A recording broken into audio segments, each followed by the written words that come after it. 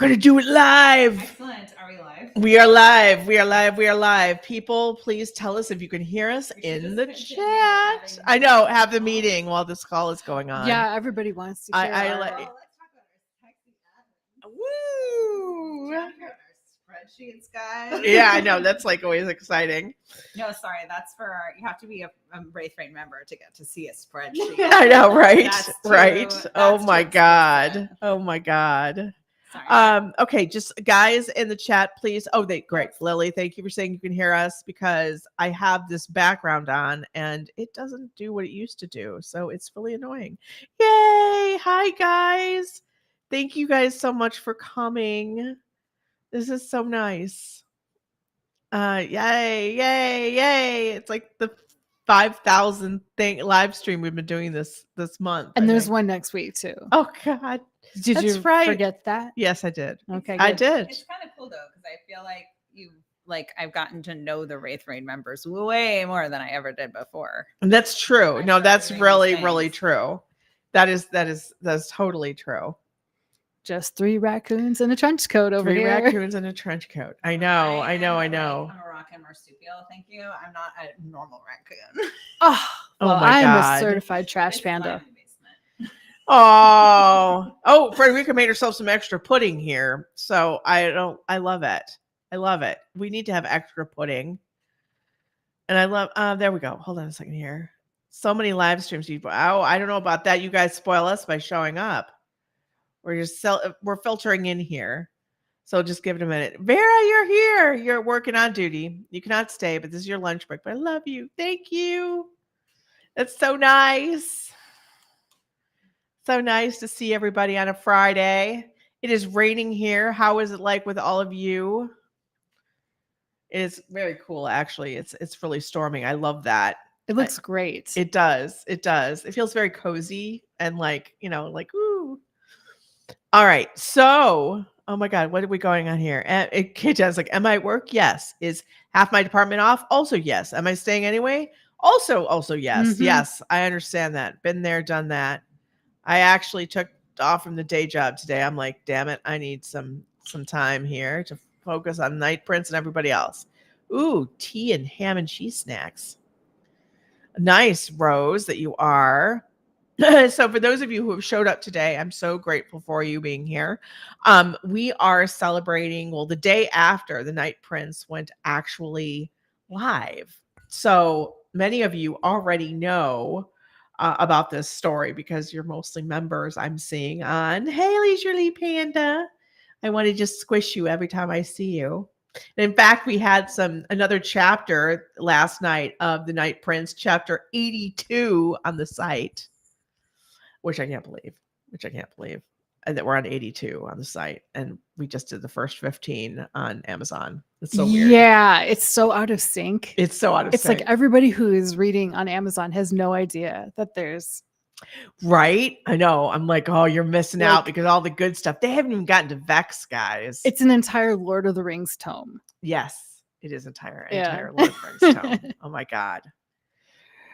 Anyone who's just quite frankly showed up today, thank you so much. Night Prince, yay, Lily, thank you. So, okay, all right, let's talk about the Night Prince. I don't know, I'm so sure some of you want to talk about what happened in last night's chapter, which we must not do. That would be bad. That would be me doing. Don't spoil it. Don't spoil it. And God. don't spoil it for me either, because I'm only keeping pace with the audio version. Oh, Okay, so once I know there's going to be an audio version, I just don't read it.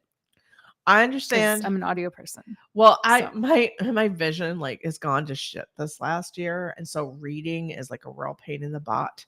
So I've always loved audio, so this has like been the best for me. So, let's talk about this a little bit because I think it's going to be a little confusing about what we're all doing and what's all going on. So, okay. The Night Prince is a serial on Raythe that is currently ongoing. We're up to chapter 82, and it is awesome. Last night's chapter, I was so proud of it. It's going to even get better. Okay. I'm also reading The Night Prince dramatically, like I've done for Dragon's Reign, which is a lot of fun. And that's also up on the site. And that's up to chapter 46 because I needed some time. I need some time to like keep up with that. And then it's like, woohoo. And then we did Edward Fox has read is going to be reading also The Night Prince, but on Audible. It'll be an Audible exclusive, though we are giving it free to members before it's uploaded to Audible. Oh crap! When's the next one? That's like next month. July. It's not till July. No, it's for members though. June. Yeah, so members are going to be able to download it during the secret download period. I get you. Yeah. I get you. Frederica, I'm the same way. I have really just my dyslexia is with numbers, and I love it that when I so enjoy reading. To be honest with you, it's such a fun time to do that. I mean, my accents are terrible and they're all over the place, but I do enjoy the dramatic readings. Yes. It's the DM school of acting. I know acting. it is totally the DM school of acting. It's excellent. So what we are doing is on Amazon and Barnes and Noble and Apple and Kobo and all of that, you can purchase the individual ebook. You can also purchase the individual ebook for chapters 1 through 15 on the Raythe shop site. You can pick up Edward's version of The Night Prince Audible version on Audible and all that kind of fun stuff. You can then also get my version in 2 places. 1, if you're a Raythe members, you can stream it. But 2, we're going to sell it on the Raythe site so that you can actually purchase this. If you want my copy of my version of it, I guess, which I know some people have really asked for. And so I was like, really? Okay. So we're going to do this. We are also going to have hardcovers, just like we did of Everdark and are doing currently for Everdark for Dragon's Reign 2. So you're going to get those coming up. We're behind on that a little bit, but that's going to come. And you can get paperbacks at just pod paperbacks at Amazon as well. So there's like lots of options. So that's what's going on there. But now that sort of like you sort of know this scheme of things where you can get it if you'd like to get it, let us talk leather pants. No, I mean, well, we always want to talk leather pants. Oh, wait. Yeah. We did the Valerius. We're going to do a Valerius Steam on leather pants off. But what happens if Vex enters the chat? He has entered the chat last night. He was wearing leather pants and had lace-ups along. I know, but who wins, though? Oh, I don't know now. This is terrible. That's really tough. It's very tough. These are the problems facing us in our time. Those no other problems, but I wish we could do like I don't think. There's only one answer. Okay, there's only Okay. one way to settle this. Yeah, okay. And that's to have Mathia Mhm. illustrate all 3 of them wearing leather their pants. leather pants and have our audience decide. Oh yes, I think that's right. I think that's absolutely right. It must happen. Or we could just know that Vex is going to win. Oh, I know, right? We all know that. Oh, she's a Vex lover. Oh, okay. I don't know, man, because Valerius is much more bulky than the other 2. I mean, but Damon's sort of huge and godlike too. But you know, Vex is our lithe, sexy boy. Right? He does. The tattoos are hard to beat. Vex has all the tattoos. He has everything. He has everything going on here. Yes, that'll definitely be an illustration that needs to happen. So this is like all good. All right. So for those of you who have had I like this. I want a Raythe Rain leather pants pageant with all your main characters. I think that's something we could do. And I think for science, definitely. What we do for science, what we do for the world. That's right. Yes. Untold Yes. sacrifice. I'm not quite sure. I mean, my friend recommended me this Chan book thing, so I'm just curious what this book's about. Chan book? Are you Probably. talking about us? About us? Like, who are we? Here. You know what? I'm going to make it easy. I'm going to give the Amazon link so that you can see it because I'm not 100% sure what you mean. So that's all good because I don't know what a Chan book is. Well, I mean, everyone knows Raythe was raised in an abandoned library by a gargoyle. Yeah. Who was, secretly her father, but he didn't tell her for many years. Right? How did you know? I know. So yeah, That's how it began. Yes, about you. What's a Chan book, Zero? Like, what do you mean? Or is that just a typo? It looks like a speech to text typo. Oh. So okay, I put the link in so that you can see it. It's Cozy Romantasy. It's an Cozy Romantasy. At least it starts out that way and then goes epic. It's a book you made, apparently. I don't know what a Chan book is, Zero. It's okay. Just go look at the Amazon Yeah. link and you'll figure it out and you'll see why your friend recommended it or not. Raythe the Book Goblin. I like that. Yeah.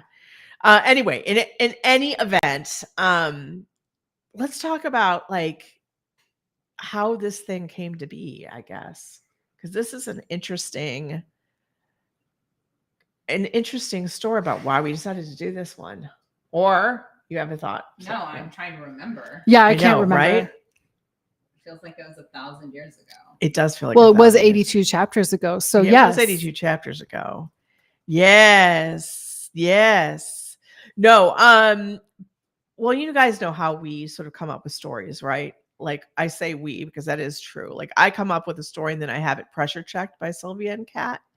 And the first thought we actually had was very different than when it ended up because this was actually going to be a portal fantasy. Oh, that's right. Oh, right. You know? Okay. So what is the portal fantasy?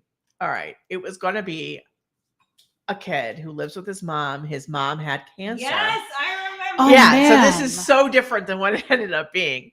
And then people could be like, I want that book. I'm like, oh, maybe. So his mom had cancer and he basically was desperate to help her. He had to drop out of like high school and stuff. And we're near some woods where there was basically a fairy circle. And he went through the fairy circle into the alternative universe, which is filled with fae. Oh, that's right. We were looking at the Fae legend stuff. Yes, the Fae legend stuff. And he was actually we were trying to incorporate dragons into it because I love dragons. Oh, yeah. This was originally going to be like a dragon thing. Yes. Oh, my God. And then it became two different books. One which Yeah. is like, I think I'm going to call Dragon Empire Dragon Lords. I don't know. I'm just still torn about that. But I anyway, don't feel like either of those titles are quite right. they're not quite right yet. Maybe They sound like even conquering. now. I know, right? I I mean, just feel like Dragon Empire is too similar to Empire of Stars. Yeah. And then Dragon Lords, I don't know. It sounds medieval times are to me for a some little reason. bit. To me, A they little both bit. sound like military. Interesting. Well, it's, so anyway, so going back to this. So Whatever. he went through to this other world where there were two fighting factions, and he's actually on the opposite side of the person he was supposed to be in a romance with. And he ends up being the hero of this country, basically, that, is being attacked by his future love interest. And it was a true enemies to lovers story and involved them both riding dragons. It got split into two very different stories, much better stories than what I just described to you. But this is how this sort of began, like this idea of like, I really want to do elves, man, but I really want to do like cool elves and like, just not like completely Tolkien elves. And so I think I got my wish because, the Arave are very Tolkien elves, but like warmer and all this kind of stuff and more like, sexier and warmer and all those types of things, but you get to have that idealized version of the elves. And then the Kindreth are like my punk rock elves, my more fae-based, dangerous, slit your throat as well as smile at you type of elves. I think it's really interesting because I think too, even by the time that you had solidified the whole plot, like the tone was like totally different in the plotting of it than it ended, because like there's ended up being so much more humor. Yes. Than like it got so much like cozier. Yes. And like you had this kind of like slow, like it got really cozy, which I thought was like such an interesting organic thing to kind of have happen. And I think was like just like what you wanted to like make yourself feel good in that moment. And I think a lot of people want that right now. So I think it was really interesting that like that happened so organically for you. And like it's funny because it also happened organically for a lot of other people, I think, at the same moment. Yeah, needing that feeling of like coziness and fun and humor. I mean, it starts with a fairy fight, guys, and not the type of fairy that you might be thinking of with an romance. Literal fairies, Diggerball fairies. But in any event, I think you're right. Because I really wanted Sylvia, I think, I run towards more dark stories a lot of the times I always say that I'm like a frustrated horror writer, I think. Because Stephen King and like a lot of like Dean Koontz and a lot of those guys were what I read when I was growing up. But in all honesty, I really do love the humor. And I think we talked about what about Dragon's Reign was so effective. And it was the humor. And I think the funny thing is at the time, Everdark was in a really dark, it was Everdark Academy. It was a really dark segment of it. And I don't think we want something that's also that dark at this point in time. And there's humor, and as you guys know, in Everdark Academy, but there's a lot more angst and a lot more like, as one should have for vampires. And I was like, no, what if we did this a little differently? I think too, I also lean, it's funny too, because I think when you're doing the plotting of something, I find it very tempting to lean a lot darker because you're not actually writing it. So you're not living in the world. Yes. And then when you actually have to go to write something and live in that world, like it's kind of hard to sustain like sort of dark, grim, angsty stuff like mentally for a long time. Don't you think? I think that that's true. I think that that's true. And it makes a lot of sense if you were already doing it with Everdark, like you were like angst calls to me. I love angst. Me too. I love it too, but it's like it is I think a lot more taxing to write. It is a lot more taxing to write. I mean, definitely. And I love the mixture, and I think one of the things that I hope that I'm doing successfully is actually mixing angst and humor a lot more. And there's just a lot more humor and a lot more of the fun stuff here. One person asked, and this is so true, and sort of going to the angst, why are so many of the mothers in your stories sick, dead, or complete sweethearts?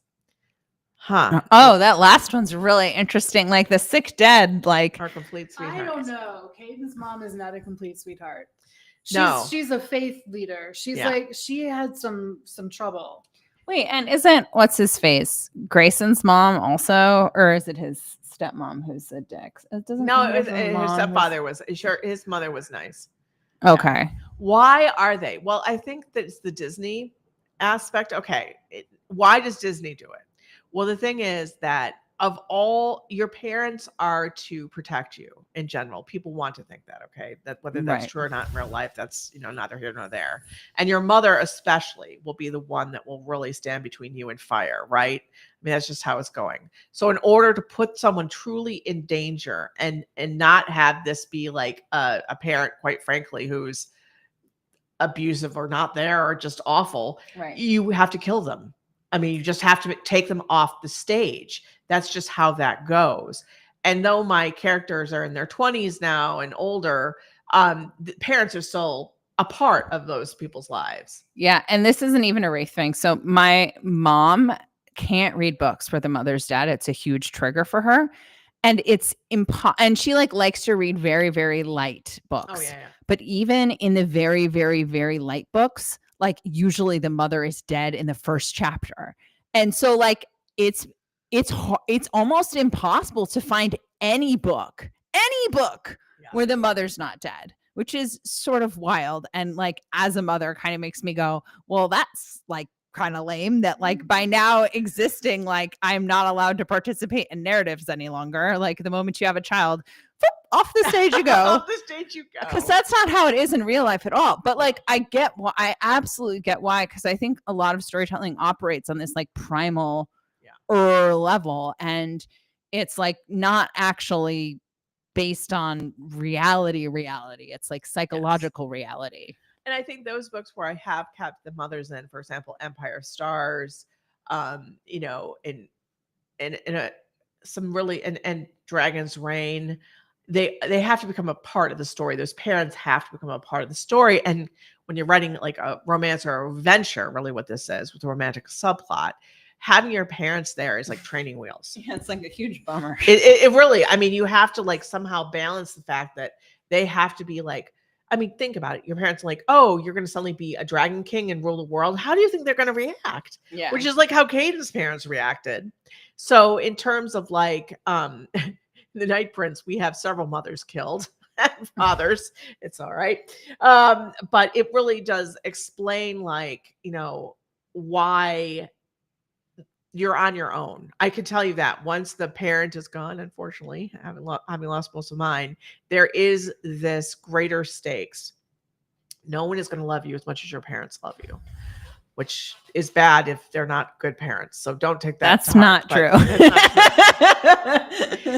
They're an anchoring spot to a certain extent. Yeah. So that's why I think. So this is completely different than what was described what Night Prince is to me. Oh yeah, it started off very different. Like this is the process through which these things go. I mean, I'm telling you right now, we've narrowed it down. You guys want to know what the process always is. The process is that Raythe comes in and she's like, I think I want to write a story about elves. And then I will tell her an entire plot. And she's like, that sounds great. I'm going to do that. Then she comes back the next week. She's like, yeah, no, I'm not doing any of that. That's garbage. oh wait. And then she goes through this like big epic political or social justice type angle. And I say, that's depressing as hell. Yeah.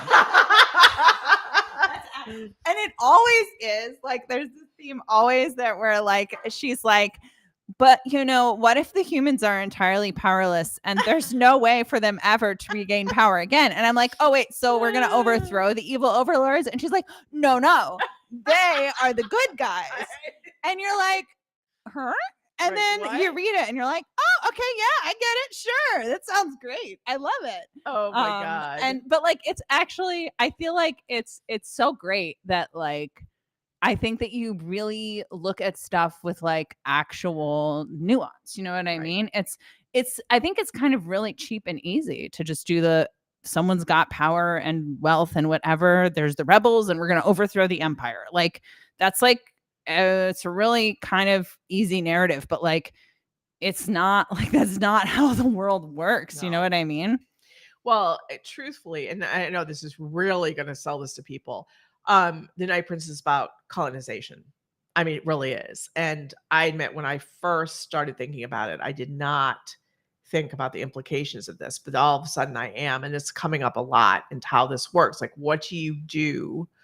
Okay, so we know the setup here in this first book, which is that basically the Leviathan came to Earth, and because they can only be killed by magic or magical weapons, and humans had none of that, they would have been wiped out. It's an alien invasion story, actually. The whole thing is actually a first contact. Yes, it's first contact. You're right.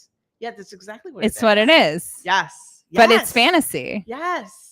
Excellent. Now I have my next sci-fi story. Thank you, Sylvia. But next week, that's garbage. Exactly. See, you're witnessing it in real time, guys. You heard it here first, man. And what I would say is that, this idea that, in order for basically Aquilent convince his own army to come through and his own people to come and save these mortals. Because remember, they're immortal beings. Why should they put their immortal lives on the line for people who live like a candle flicker of time, right? They could have just waited until the humans were wiped out, then gotten rid of the Leviathan and taken over Earth themselves. They didn't have to save anybody. So, I mean, you have to look at this, like, how realistically would this work? Would they do it out of the goodness of their hearts? Well, let me tell you what the answer is. No, it's not a spoiler. No, they did not do it out of the goodness of their hearts. Aquilent promised them land. And you can imagine how this is going, there's all this friction. He did it out of the goodness of his heart and would have done it for nothing to just save people. But the others would not. So that's like, but it's a lot more that comes up. So you could imagine, like, when I first thought of this story, it was like, oh, it's a cozy romantasy. And here I'm talking about colonization and first contact war, evidently. Yeah. I'm really selling this to everybody now. I can just tell it. But this is how we actually work through these things. Is I always want to delve into, and I think, Kat, you've said this before to me, that I'm fascinated by leadership and like what happens to people in positions of power, and how can you be a good person and be a leader, or is that really not possible to a certain extent? This is I think definitely a post Everdark story, because as you put, like, in Everdark, Julian's just good. Damon is powerful. Like they're archetype characters. And then EDA, no one's all good or all bad. They're all very complex. And then this one, really nobody is all good or are all bad in the Night Prince. So that's, I think, what makes it a really cool story. There's a lot there. One of the things that I really have enjoyed about in the comments from, members and stuff, and hopefully those of you who are reading the book, individually, you'll also, write your thoughts either to me or, in the reviews or whatever, is that I'm really trying to make no one into cardboard cutout. No one from the separatists to quite even frankly, well, Veslin's probably as close to cardboard cutout, but you'll find out that he isn't even, as we go through, and he'll have, everyone has a point. Everyone has a point of view that has some merit. Of course, there is, one where I feel is the best, but it's often threading a needle. It's not perfect. So that's been really, that's what fascinates me about this. It's like, it's a lot of like, imagine the question, what would happen if elves and dwarves and fairies and orcs and everyone were to be our neighbors? And there's the funny stuff that can happen with that, from fairy fights and Tinkerbell jails and, orcs who just, are adorable and like can crush your skull, by accident. And the beauty of that, unicorns in the forests and all this kind of amazing things. But what would practically it be like? And I love thinking about that. Like, how would it affect religion, belief systems? How would it affect politics? How would it affect how humans feel about themselves? Because I would love for it to be real in some ways, but then you look at like some of the difficulties and it's really fascinating. And that's where I feel there's anchor points to reality. And I think that's where these stories actually, I think, have not gravitas, but I think that makes them more real to people reading them, which is for me. Yeah. Okay, here we go. Wait, a Tolkien could never enjoy. That's true. That is true. I am changing that, Mina. They are enjoying Twinkies, definitely. And they are still a bit arrogant, Frederica. You're right. They are. That's the whole idea. But then I think that's what people think who believe. I think that anyone who believes, who is proud of, I don't know, their people or their nation or whatever, I think that there is a sense of like, they're insular. Yeah, insular. So that's what they are. They're insular. They think that what they see is the natural order of things, but everybody thinks that. Right, exactly. And basically, like I did as an Easter egg, those who know will know. You will look and see something that Vex says, which connects potentially the Night Prince to Everdark, but we're just not going to say that's official canon. Let's see here. The interesting thing is that you haven't been able to make a villain for Night Prince, really. You've made antagonists. I made antagonists, but there's no villain. The way that they're isn't that a problem that she had with Everdark too? Eventually, like if you see a villain is just a guy waiting to be redeemed in disguise. That's so damn true. Because villains are sexy. That's not the problem Veslin. with them. Not Veslin. That's true. Well, there's like two kinds of there's villains and anti-heroes, right? And it's like if someone is sexy, eventually they will become an anti-hero. They would totally become an anti-hero. I know, right? Okay, so someone just says, well, there might come another crossover with all three. She's like, ooh, Kat, you are responsible for this rumor, but it actually, because you inspired me to say something, you're like blinking at me like big Pikachu face. Because one thing, we're doing the Dragon's Reign Everdark crossover. I think there might be a crossover with the Night Prince in one of those two properties. I don't know yet, but it will happen. Well, like Vex could pull it off. He's basically a chaos god. Yes, he is a chaos god. He is a god of chaos. Yes. No, there will this is what we have to do to really make it. They will never happen. Oh no! Never, ever, never. Never happen. Unless... Not here. Not in this website. No. Don't dream of it. Don't dare hope. Don't dare hope. That would never happen.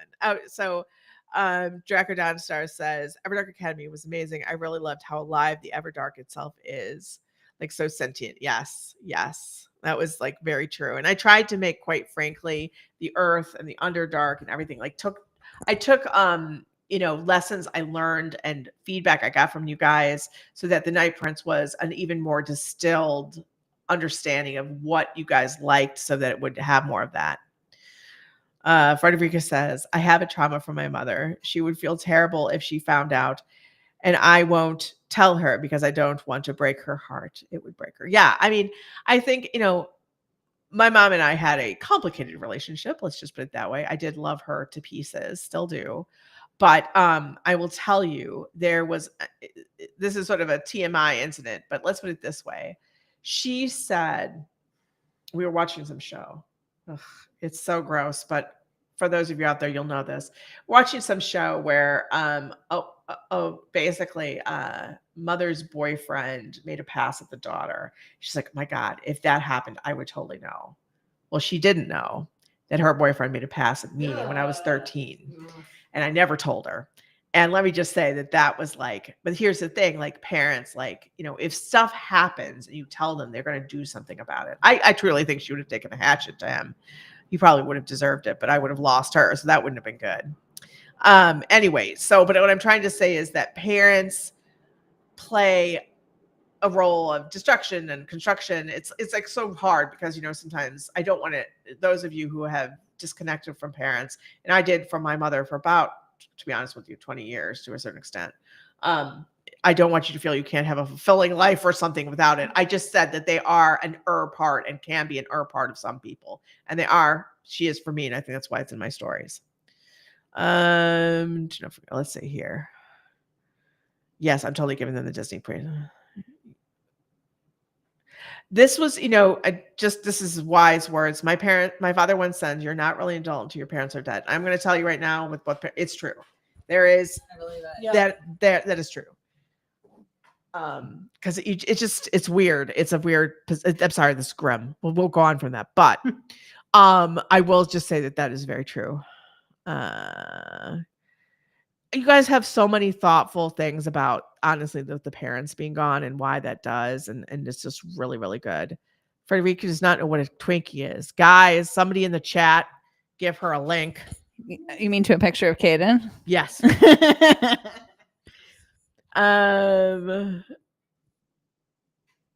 Let's see here.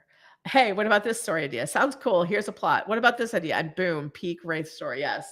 Literally, this is how this has worked, because I like these guys have said, it's been so much fun. I mean, what I told you, what we started with and what we ended up with, which ended up being two completely different serials and very, very different and not at all that, are so much better. And because I talked to these guys at length about this story. I'm still waiting to see what Dragon Empire, or whatever you're calling it, is really going to turn into. Yeah. You know what is really interesting though, which is that I like to, and lots of people like enemies to lovers, right? Yeah. And so I always like throw that idea out, and Raythe's always like, yeah, sure. And then no, she does not write enemies to lovers. She will not. But I think the closest you ever came was Tidebound. Yeah. And that just, and it wasn't your usual jam. No, it was not my usual jam. I can't seemingly do it. I mean, I don't know why. I mean, the one with Dragon Empire right now between Fendril Shade and Jason is not going to be. Yeah, I know. No. It's like, what am I even saying? I mean, it will like maybe be that way for like 2 chapters, I bet. and then it'll very quickly. Oh my God. Okay, I don't like enemies to lovers, and I'll tell you why.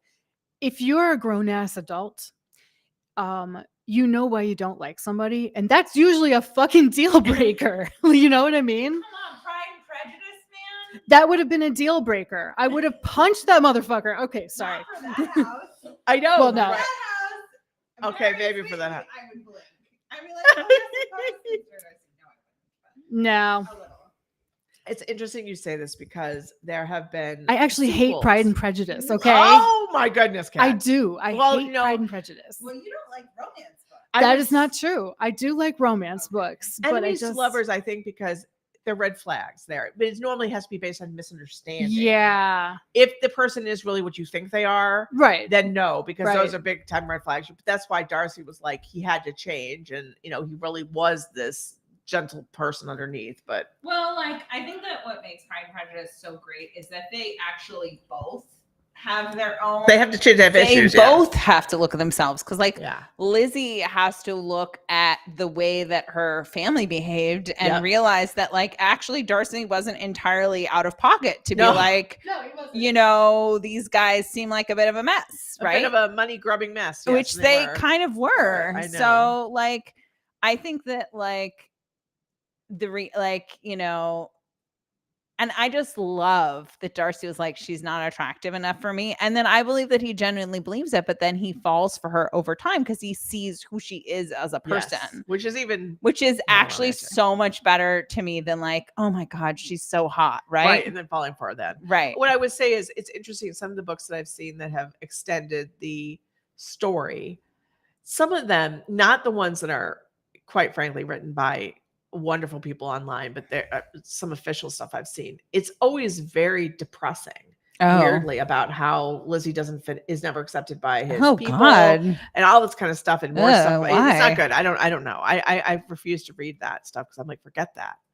But yeah, it's sort of an interesting take because they do sort of take what Kat says, where like maybe this should have been a warning rather than a moment to get together because there were obstacles that really have not been dealt with. Yeah.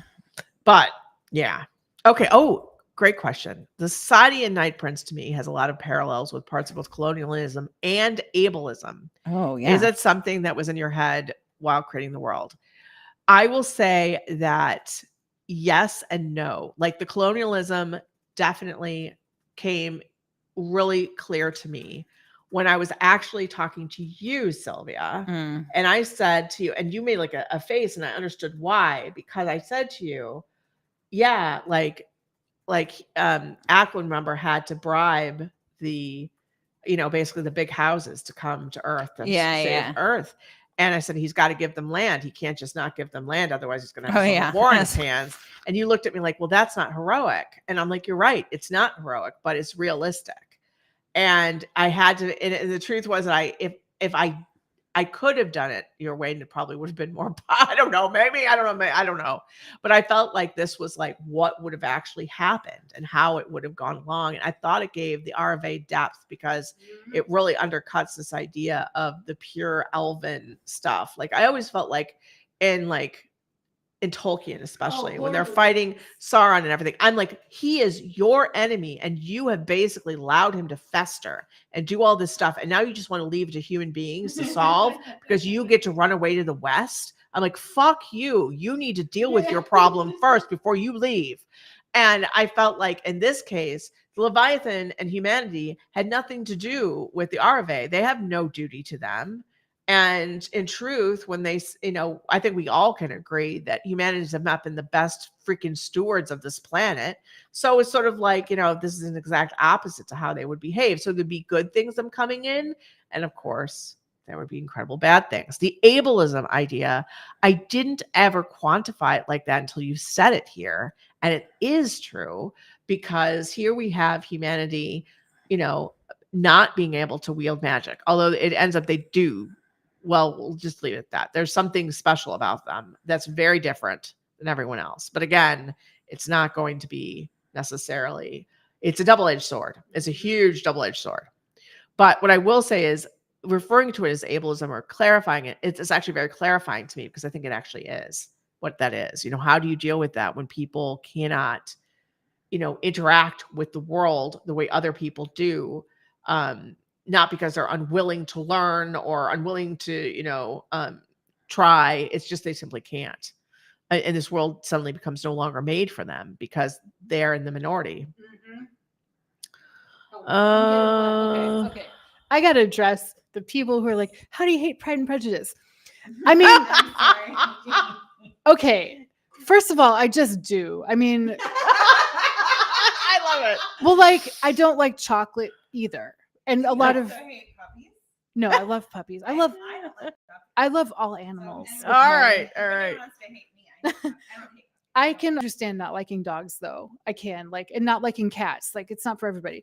But I think part of the reason I don't like Pride and Prejudice is that these women have to marry.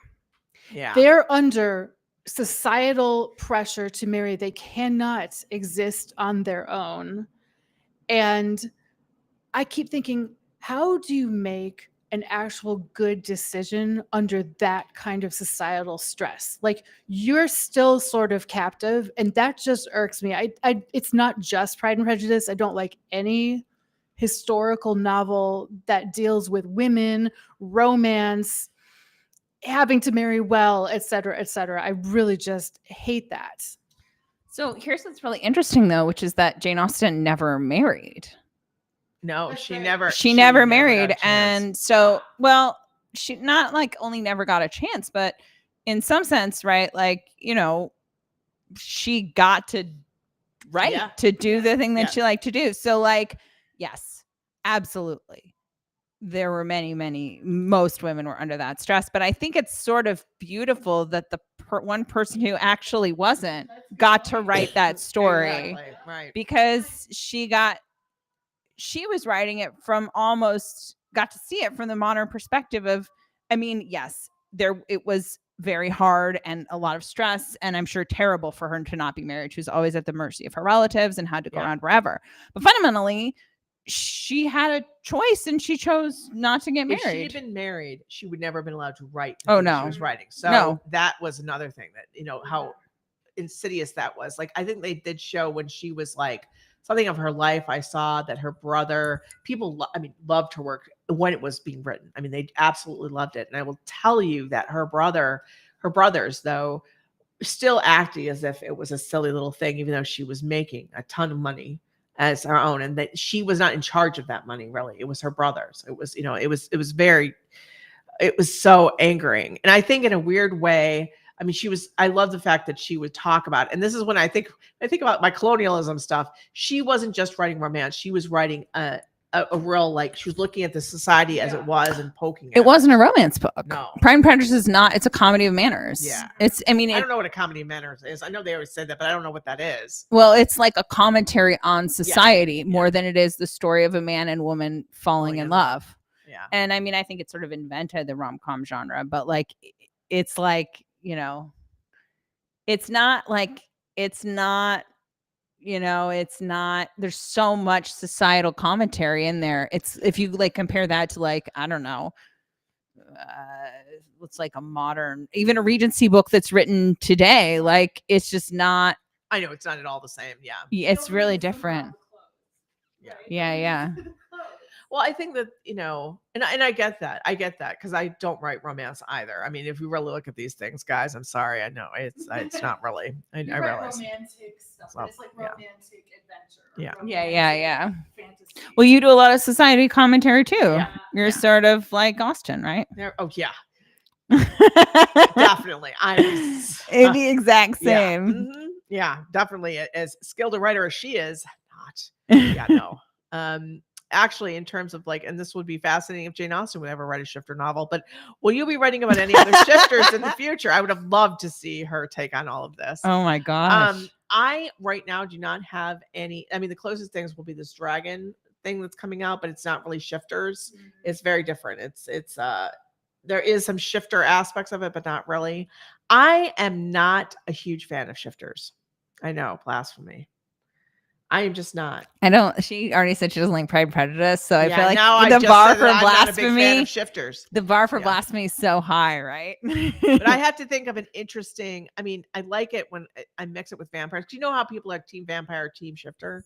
I'm like team vampire all the way, so I mix that with shifters and Warren. So that's how I sort of like my shifters. You're also doing Everrain? And I'm doing Everrain. Yeah, that's true. Yeah, that's true. So that is shifters. That's coming up. New shifters. No, I'm not doing new shifters quite yet. Okay. Dominique, it is pronounced Aquilin. Oh, dragons won the poll again. Well, there we go. I mean, my God. Against elves or against vampires? I love how oh man, Laughing Traveler's like, let's not forget the racism in the Night Prince. Yeah. Side eye to a certain separatist leader. Yeah, racism, of course, plays a huge role, as one would imagine it would. I think the funniest part of him is that he's still racist after all this crazy shit went down. He's like, there's a billion new prejudices you could have. And he's like, nah, I'm going to Nah. stick to the I'm classics. gonna be right. And that's what Finley's like too. He's like, "Are you kidding? Like, Yeah. really? You still are?" And it's a fascinating thing. Yeah, that was like that chapter. I was like white knuckling it as I was writing this. So yeah, God. Let's see. People are agreeing with you about Pride and Prejudice, Cat. They make, they don't. Here we go. Hold on a second here. A good movie to watch about Jane Austen was called Becoming Jane. Yeah, I Yes. saw that. Yes. It was quite good. I went that too. I know. It's like we're really, oh, Lily, you're ridiculous. You're wonderful. And you're ridiculous because I'm fine. Leather and Pants from Raythe. I like that.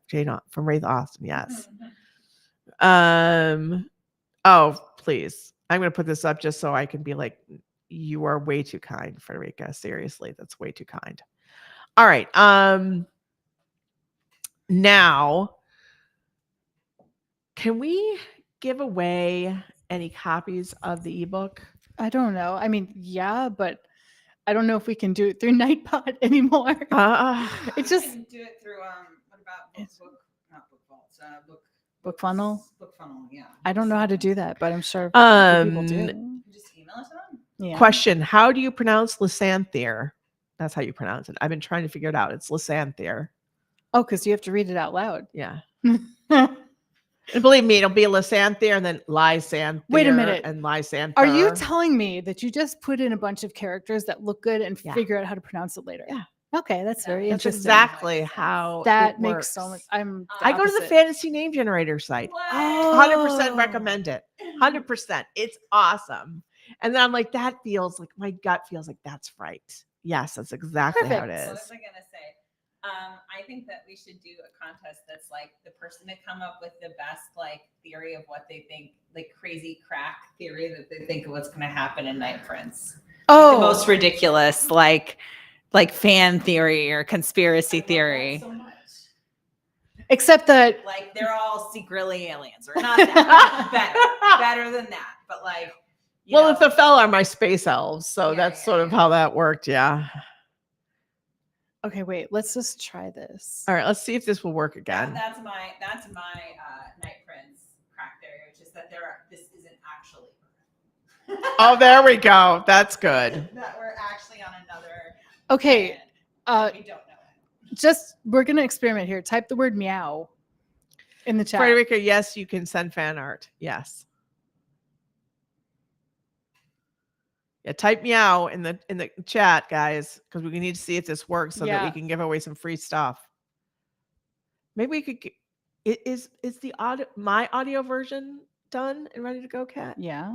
Cool. Maybe we could give that. I don't know.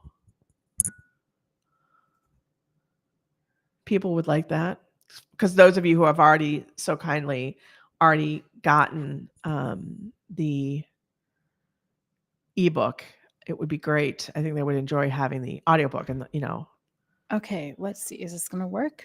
Let's see if it works. No, apparently 0. This doesn't work anymore. I can't figure this out. Hold on. Let me try again.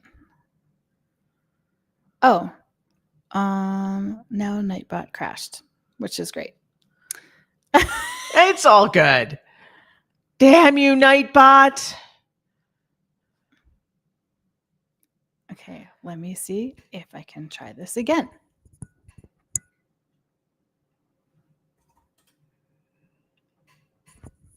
This has never worked for me. Well, it just stopped working. Oh, wait, okay. So keep meowing. It works. Yeah, it works. It works. Keep meowing, guys. Keep meowing so we can give away an audiobook. Meow if you want an audiobook. Meow if you want an audiobook. I meow when I want anything. One time that was really great was when I turned around and I thought it was my friend, but it was the senior vice president, and I meowed at him. And I just like, oh my God, I'm sorry, Bob. And he was just like, it's fine. And he was just like, I'm like, you probably want an explanation. He's like, no, Not that's really. okay. Oh, that's so funny. Okay. Now people are starting to show up. Awesome. All right. I'm going to press the button. Let's see if it chooses somebody. Let's see if it chooses This someone. is all like a bunch of magic. Okay. Savannah House. Waiting for winner to send a message. Why? Why does... Okay, so I'm going to put my email in the chat, and Savannah House, email me, and Yes. I will send you the coupon for the audiobook. Yes. For So it's Night Prince marketing one. at Raythe, marketing at raytherain.com. So Savannah House, please contact Kat. I feel like I'm on like, Radio yeah. thing. Savannah House. Oh, wow, look at that. We got the message too. Oh, it works. Great. It works. Do you want That's me to... fantastic. Let's do another one. Yeah, I'm going to do All right, another we're one. going to do another one, guys. Andy S.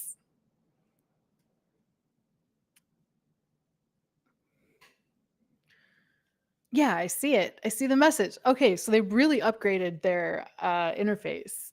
All right, so Andy S., you too will be Now getting a it copy of works. the audiobook, but you must email marketing at raytherain.com. Yes, otherwise I don't... Marketing at raytherain.com. If you don't email me, I can't send you a coupon.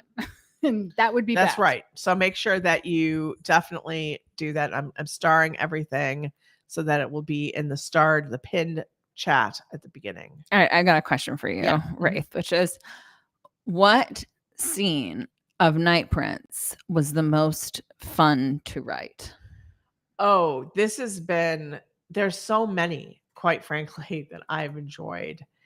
I mean, every one of them feels like, when you just feel like you're on fire when you're writing something. Yeah. That's been a lot of the time that I've had with the Night Prince, because it just feels like all those top moments have been really hitting me.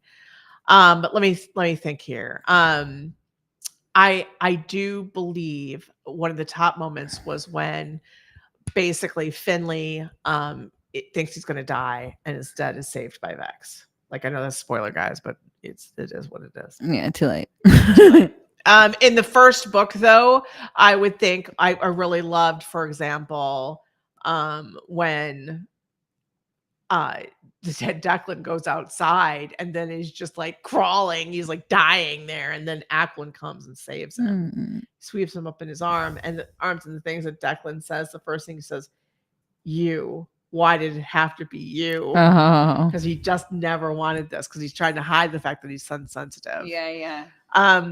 Going a little bit farther afield, and I forgive me if you haven't basically read this one, but I think that another, like, there's so many great moments, is when, for example, Raythe turns on Darkassin when he thinks that Finley's been killed, and he slams him up against the wall and basically says, "You are worth like nothing compared to him."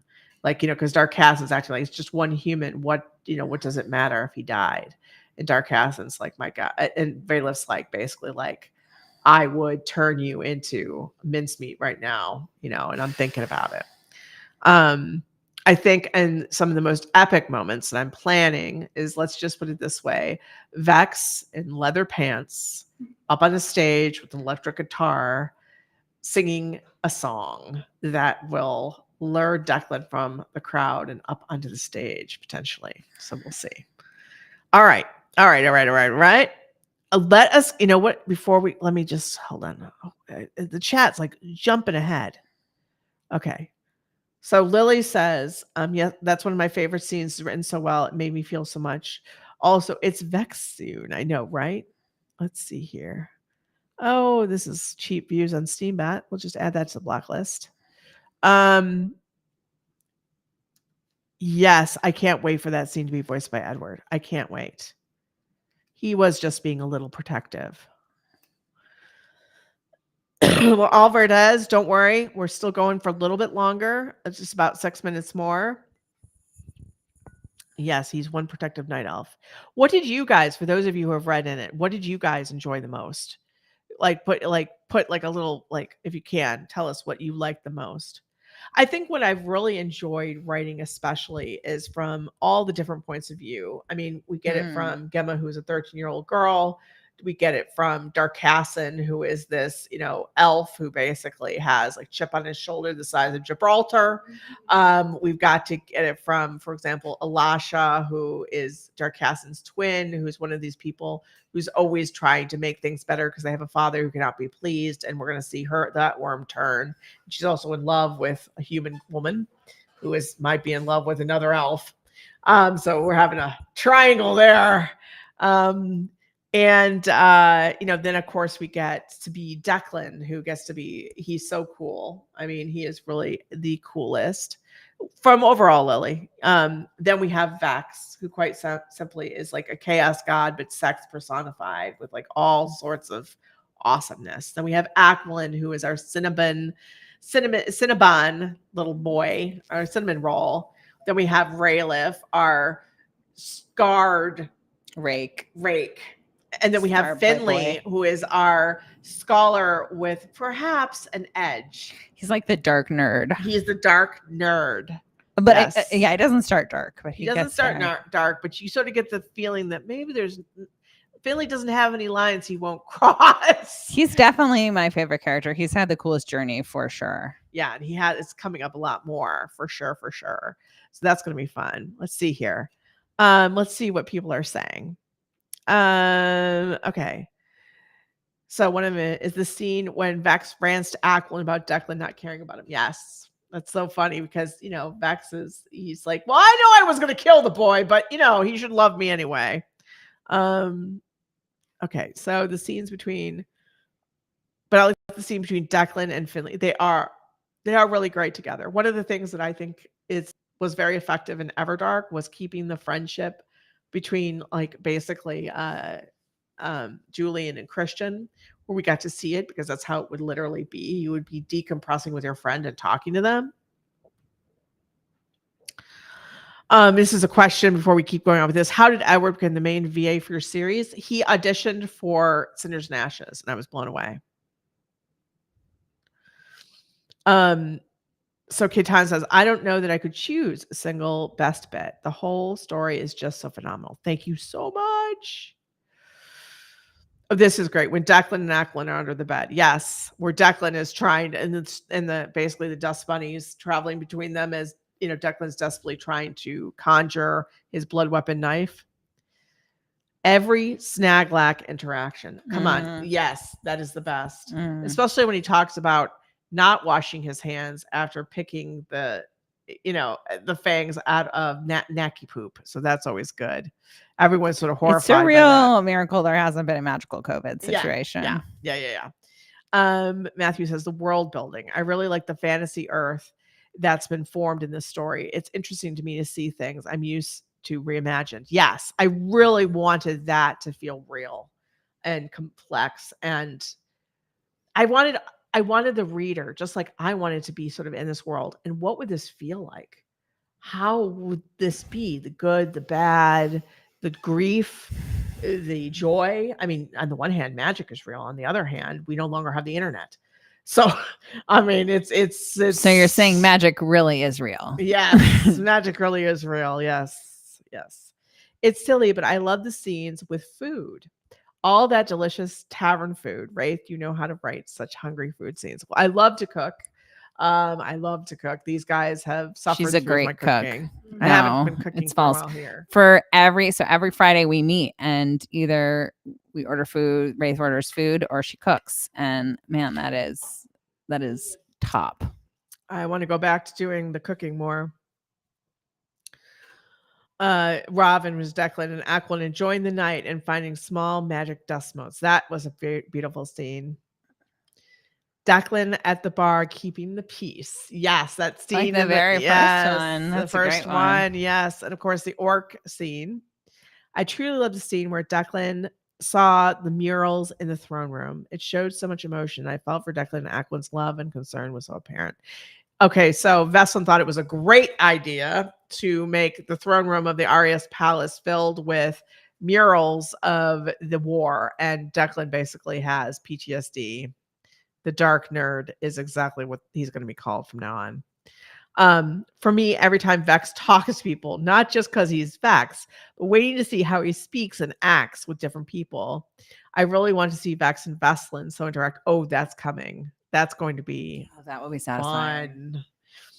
fun. So the survived tax season, I've delayed mine. And day drinking, excellent day drinking. My subscription may or may not have expired, so I'm way behind here. Catch a slot. Okay, the launch is when I'm exactly here. It's for the first book of The Night Prince. Just glad you're here. Oh, this is a top one. Veslin stepping on poop. Yes, Naki poop. Because basically Glom pooped in the palace because he had an upset tummy from eating all those fangs. Finley and Vex's relationship. Yes, that is something else. That is a favorite.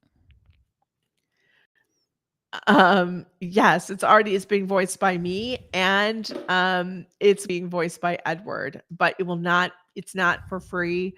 It's going to be you either pay for my voice acting or go to Raythe, or you pay for an Audible. So it won't be on YouTube.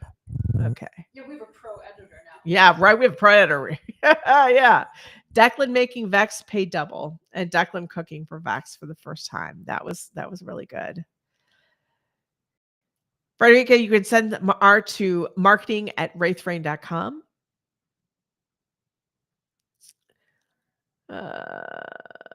Snaglax. Luckily, they have magic, so no COVID.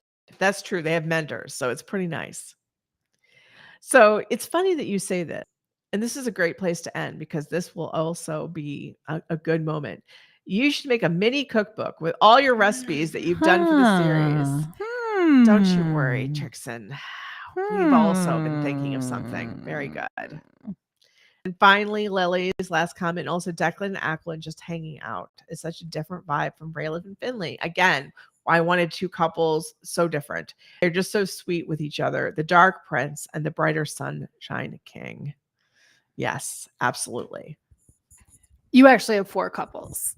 Because yeah, I do. Yeah, because you can't, I mean, no, they're not in love, but Ackland and Raythe yes are BFFs, and Declan and Finley are BFFs. So you actually have multiple. And then Vex and Finley are great friends. And then Vex, and then Hera and Raythe. Brother sister. You haven't read that yet, so you don't know. But yeah, that's gonna be great. And then of course there's a love triangle with some lesbians, which is gonna be fun. So it's all gonna be good. So I really want to thank you guys for sharing an hour with us today, again on a Friday. I hope for those of you day drinking that you day drink responsibly and have an excellent time. I could deal with some day drinking myself right now, though we have some work to do. But really and truly so honored that you're here and that you've been supporting us with all these new things and old things too. Remember, if you like, I think while of course I'd love it if you picked up a copy of The Night Prince on Amazon or Barnes & Noble or our shop or whatever, I do recommend you actually sign up for the site. This is a true no-brainer. For $9.95 for a month, you could read 82 chapters, or you could pay $4.99 for 15. Do the math, folks. It makes far more sense to actually sign up for raythefrain.com and read to your heart's content. But I understand those of you who would like to have a copy that you own and hold, and I am all for that as well. So really and truly, thank you. And we're going to see you next week when we're switching gears back to the Kickstarter again, back to our vampires. But this has been so much fun. All right. So take care of yourselves, and we will talk.